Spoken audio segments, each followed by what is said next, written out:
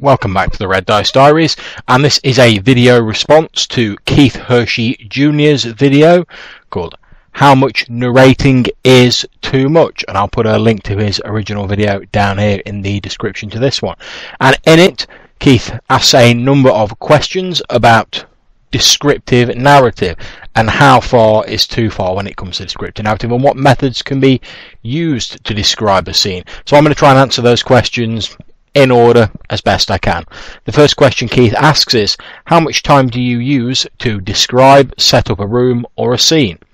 Well, I probably use less than a minute initially, to be perfectly honest. What I prefer to do is, rather than roll out a load of details at the start, I prefer to give a basic description but suggest a few evocative details.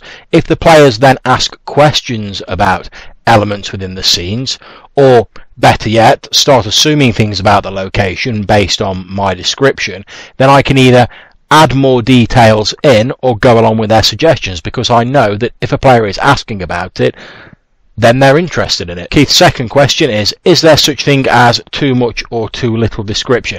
I think yes, there is definitely such a thing as too little or too much description.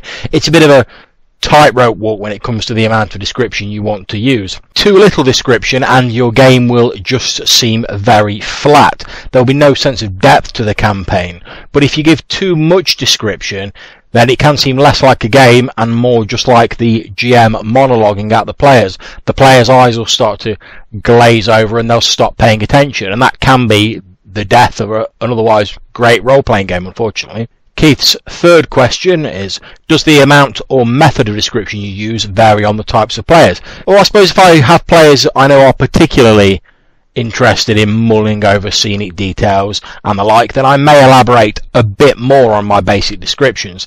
However, I do tend to keep my initial descriptions very basic, as I've said, but with potential for future elaboration. This allows me to adapt in play to how much or little my players want to delve into the scenery, whilst still using the same method. For his fourth question, Keith asks whether there are any tips for new GMs who just normally blurt out all the information about their scene without setting it up first. Is there a way to break or handle that?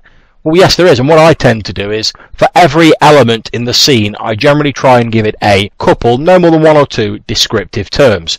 For example, if I was describing a stereotypical tavern in a fantasy RPG, I might pick a fireplace, the bar, the landlord, and the customers as the main features. I would then pick a couple of things about them. For instance, the fireplace, it might make a crackling noise and might smell of wood smoke. The bar, stained with spilled drink, it's made of wood and is solid. The landlord is a portly gentleman with a bright red nose, and the customers reek of cheap booze and are talking or singing in loud voices. You then weave all these things together, just dropping them into sentences to make a description, not elaborating on them too much at this stage, remember. So for instance, if I was going to describe the tavern, I might say, as you push open the door, the sound of loud chatting and singing greets you. The place reeks of cheap rum and is packed with bawdy patrons singing in loud, out-of-tune voices. In the hearth a smoky fire crackles and a rotund man with a ruddy nose leans on the stained oak bar. "Can I get you something, sir?" he asks as you approach. Obviously that's a fairly basic description for a stereotypical scene, but it took me no more than about 15 seconds to read. Packed a number of sensory details including smells, sounds, sights, colours, etc. into the scene, and there's also plenty of scope for elaborating on it if the players are interested in it. Perhaps they ask what the locals are talking about, or perhaps they take the barman up on his offer. Maybe they go over to sit by the fire. Either way, if they show interest in something, you can elaborate on it. However, it's short enough that if the players just go, "Oh, okay," and press on, you're not going to start to bore them with the basic description. And you don't have to elaborate on it if they don't seem interested in that. For Keith's fifth and final question, he asks, is there a difference in the way you describe, set up a scene if you use minis or props? Do they help or hinder? Well, I don't particularly have any difference in my descriptions or setups of a scene.